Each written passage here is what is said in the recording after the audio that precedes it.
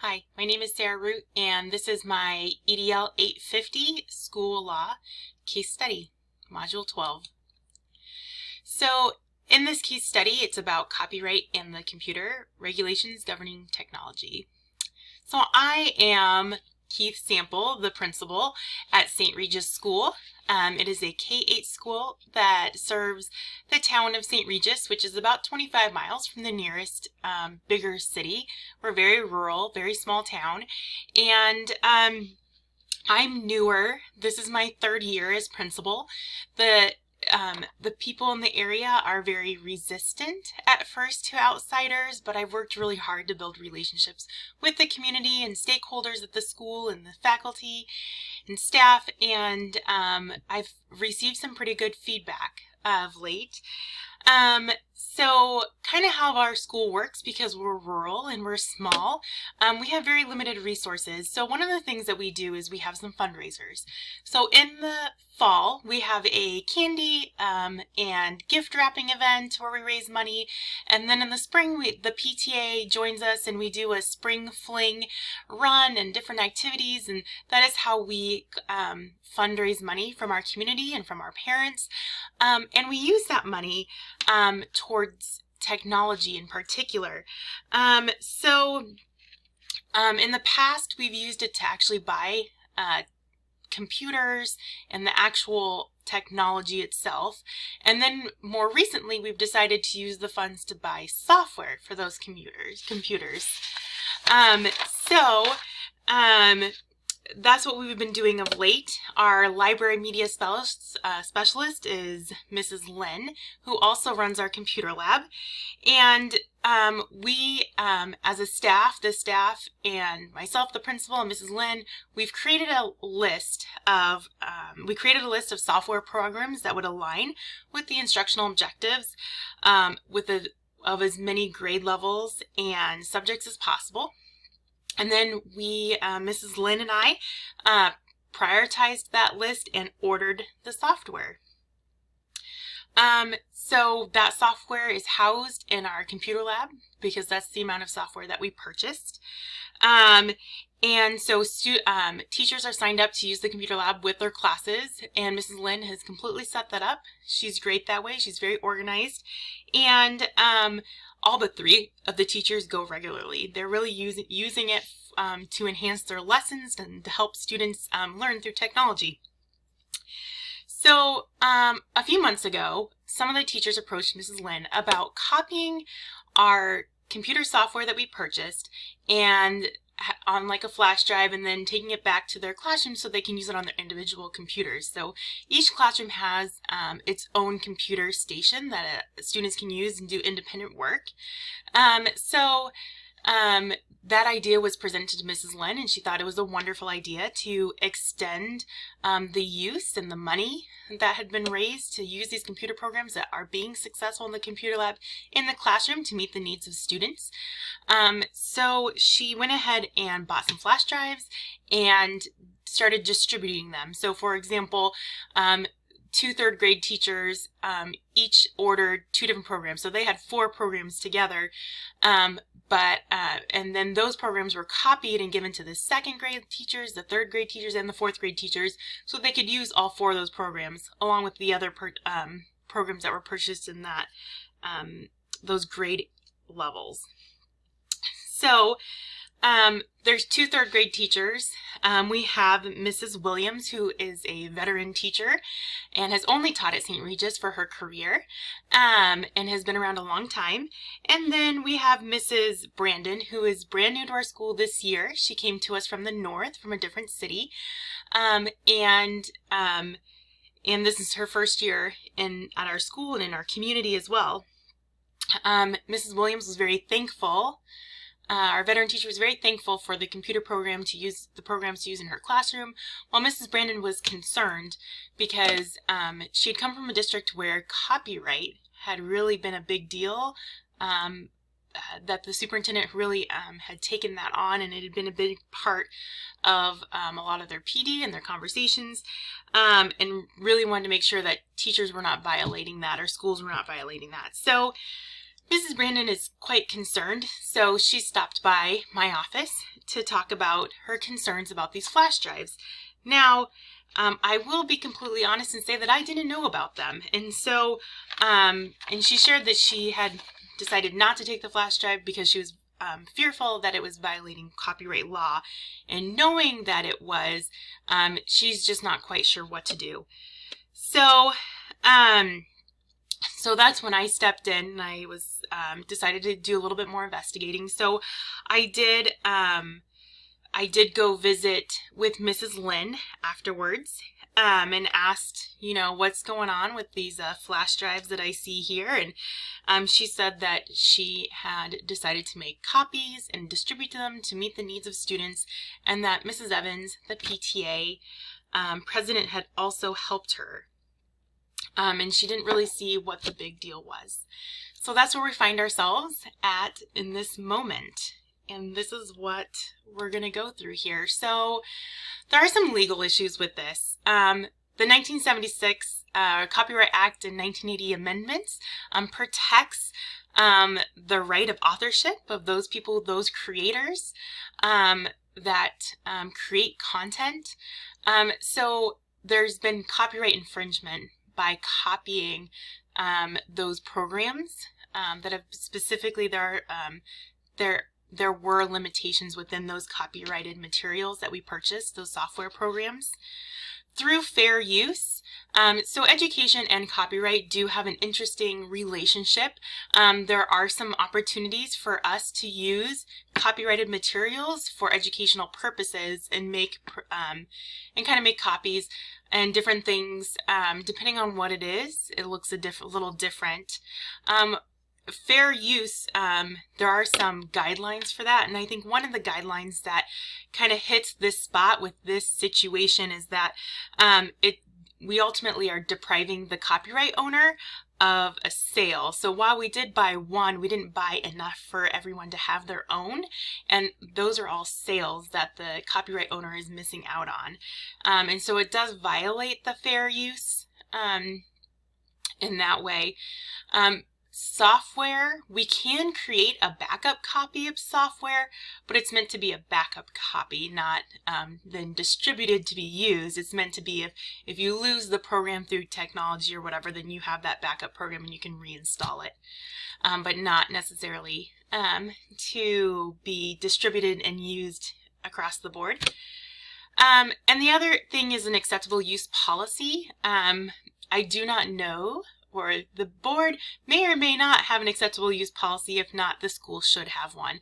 So there should be an acceptable use policy to govern what we do with our technology in the district and in the school. So some ethical issues. So Miss Lynn and some of the other staff are knowingly breaking the law. They know that this violates copyright, and so there is some ethical that is an ethical situation right there, which does impact the reputation of the school. We want to be known for being above board, of being examples for our children, and so it does impact the reputation of the school if that, especially if that gets out, that we're, yes, we may be saving money, but at what cost? These are children that are going to be raised and could end up staying in the community, and even if they're not, we want to raise children who are ethical. Small schools are still expected to follow the law. So Miss Lynn was saying that, well, it's such a small school, it's not going to make a big difference. It does. Even the small schools are held to ethical, moral, legal standards, just like everybody else. But ultimately, our students watch and copy our behavior. We, as professionals, as educators, as staff members at the school, we're held to a higher standard of professionalism because we are help raising these children to grow up to be adults who we want to lead ethical, moral, and legal lives where they can be productive citizens of our community or whatever community they end up living in. So a synthesis, pulling this all together. So due to limited resources, funding, a school staff member has violated copyright law by copying purchased software and then dispensing it to the teachers in the building to use in their classrooms. So here's some facts. So Keith Sample, me, the principal, I've been there for 3 years. Like I mentioned, this is my 3rd year. So far I've done a pretty good job of communicating and building relationships with my stakeholders in the community and in our school. There's approximately 420 students in our school. We have 2 teachers per grade level. Sorry, this is the facts about people. Mrs. Williams is the 3rd grade teacher who is the veteran, and Mrs. Brandon is the 3rd grade teacher who is new to our school but did 3 years at another school up north. We have 2 special education teachers. There's the PTA, and the PTA president is Mrs. Evans. And Mrs. Lynn is our library media specialist and also runs our computer lab. And what I do know about the people here is that they are not very accepting of strangers, but they will grow on you if you work at it. So some facts about the place. So the town is also called St. Regis. It is very rural. There are 2 grocery stores, 1 drugstore, a few small businesses. It's 25 miles to the nearest large city, and which is where our high school students actually go. And the name of the school is St. Regis School. What I don't know is the demographics. Not quite sure what those are of the community, and also the physical condition of the town and school. Don't know how old that school is. The program, so here's some facts about the program. Like I said, it is St. Regis School. It's a public kindergarten through 8th grade school. Some types of programs, we've got 2 teachers per grade level. That's all that we can support just because we have a smaller school. There's 2 special education teachers. There's one that covers the kindergarten through 4th graders and another one that does 5th through 8th. We have 2 fundraisers. One's in the fall, which is the candy and gift wrap sale, and one's in the spring, which is the PTA sponsored spring fling race and activities. And then curriculum-wise, for technology, we have a computer lab of 20 computers, and each teacher in class has scheduled time to come in and use the computers and use the programs. We have some new computer software that's been aligned with instructional objectives of as many grade levels and subjects as possible. And we also have 1 computer in each classroom for students to use for independent use and teachers as well. So to review and prioritize everything that's going on here, ultimately we have some goals. We have to correct the current copyright infringement. We have to do that. And I also want to prevent future issues with copyright. Don't want to deal with copyright law because we want to make sure that we are following the laws, regulations, policies of not just our community and our district, but also state and federally. And copyright law is a federal law. And we have some needs. So first, I know that we're going to need to have some conversations. Probably consult with the board and superintendent and with other members of the community and stakeholders. We need an acceptable use policy. If there's not one at the district level, we need to create one at the school level. And information about copyright law needs to be provided for our staff and the community so they understand why this would not be an ethical way to use our money moving and our resources. So here's some options. So option 1, options and consequences. So option number 1 is to take no action at all. The consequence is, though, that we're breaking the law, and that would not be good. Option number 2 is to restrict access to all computers, pretty much just shut them all down. That would damage our school and community relationships. Option number 3 is to contact the software companies for quotes and ask about grants and find a way to legally obtain needed software. So that'd be that consequence. And then the last option is to collect and destroy all copies of the software that were made, and then also provide professional development about copyright. And that limits our software access back to the computer lab and not to individual classrooms. So we're going to go through each one of these. So option number 1 was to take no action. So some pros are that it gives students access and there's no changes and it saves money. The cons, though, are that the lawsuit is almost inevitable, most likely, or at least a fine up to $250,000. Violates ethics and could cost more money, right? Because if we're fined, that's going to be considerably more than just buying programs, the software programs themselves. Option number 2 is to restrict access. I mean, it pretty much like shut down all the computers. The pros are that the copyright law is no longer broken because they're not being used. And it also definitely sets an example and a tone. Hopefully in a good way, but probably not. Cons are definitely damages relationships, and also you're not utilizing the current resources. So we do have these resources to use, so we want to make sure we are using them. Option 3 is to contact the software companies. So the pros of that is it models appropriate behavior of reaching out and trying to problem solve, and also planning for the future. The cons are it's going to cost more money, which obviously is in limited supply, and it could take a long time, especially if we have to raise a lot more funds. It could take, this could be a long-term idea. Option 4 is to destroy the current flash drives, or what's on the flash drives, and then also provide professional development for our staff on copyright. So the pros is it follows the law, and it also protects from future infringement. So hopefully that with that instruction and that teachers would know how to not break the law in the future. And then also it holds staff accountable. The cons is it limited access. It's limited access to the software because obviously they wanted to use it across the school, but we're going to limit it back into just the computer lab. And also it could hurt some staff relationships. Some of these teachers may be upset with that decision to no longer provide it in their classrooms. So there would be some relationships that need to be rebuilt, but not irreparable. So the best option, I think, would be to go ahead and destroy the copies and do some professional development. So reason number 1 is we'll no longer be breaking the law, which is really important, obviously number 1. Reason number 2 is it provides staff with an understanding of copyright law and why we don't want to violate it.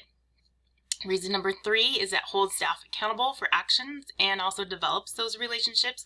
Sometimes we have to go through some things to really develop strong relationships with the staff and build that community.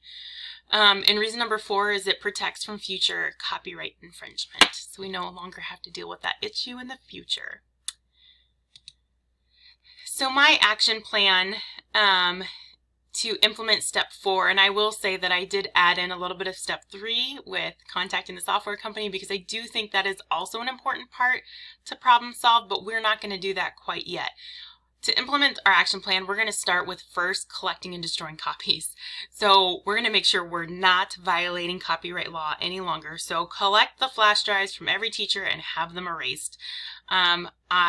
Because Miss Lynn was a little resistant to it, I might step in as principal and go ahead and do that and kind of take that role on.